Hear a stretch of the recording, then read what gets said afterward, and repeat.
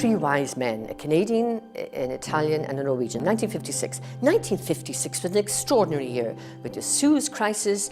We had the Soviets crushing the Hungarian uprising. And the three wise men said, what are we doing?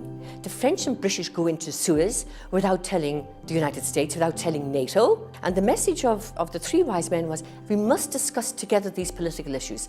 Otherwise, one, will be taken off our guard. Two, it will divide the alliance. And three, it'll play into the hands of the Soviet Union. And so they said, we have to act politically, we've got to discuss politically, everything must be out in the open as far as possible. And so they tried to push this through. Very interesting report, completely relevant to today, but it hasn't been implemented. The report helped to change NATO from being almost entirely a military alliance into a political military alliance. The three wise men helped to ensure that NATO is what it is today. We're at a moment now of some uncertainty in the alliance. I mean, it's a very strong alliance, but we have an incoming US president who's expressed different points of view. New kinds of challenges facing the alliance. There are a lot more members than there were in 1956, and arguably this is an excellent time for us to be revisiting those recommendations from the report and renewing the political aspects of the commitment that NATO entails. You know, isn't the need for a more political NATO about bringing the Americans in, where the United States has often taken the lead, but under the Obama administration was a little bit more backward-leaning, a bit more hands-off, and under the Trump administration seems to have a fairly steep learning curve ahead of it. We stand together and defend each other.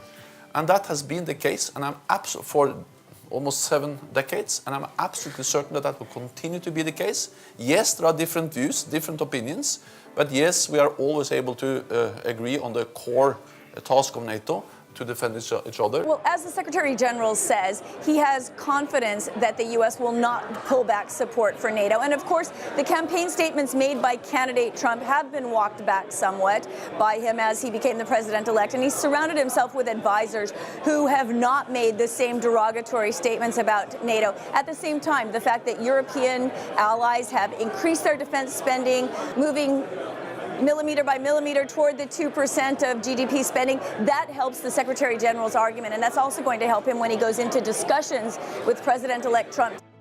We're seeing very, very dangerous paths being taken throughout several allies. It would be too easy to focus only on Turkey. Does NATO have a plan for resilience for when we are still 28 but not all democracies? I have stressed the importance of respecting these core values in my meetings with many NATO leaders. And they are important because I'm absolutely certain that in the long run, open democratic societies are more resilient than closed autocratic societies. Inside NATO, is there now a common threat perception about Russia? Yes, and more important, it is a common agreement on how to approach Russia, based on the strong message from Warsaw that we want a strong, firm alliance, delivering the necessary defense and deterrence, but at the same time striving for a more constructive and cooperative relationship with Russia, keeping the channels for political dialogue open and trying to keep tensions down and avoiding a new Cold War or a new arms race. We cannot just look the other way when, in the unprecedented circumstances, when the leaders of intelligence organizations in country after country are speaking out publicly and saying, this is a matter of serious concern. The main problem is actually political will, to actually talk about political things in NATO and to be willing to share and explain your policies and why countries do this and that and the other. And even better would be if countries were willing to share those and then take input from allies and perhaps even adjust their policies. We live a crisis of trust. There is no more trust in politics, there is no more trust in finance. This is one of the roots, of course, of the growth of the populist movements everywhere in the world.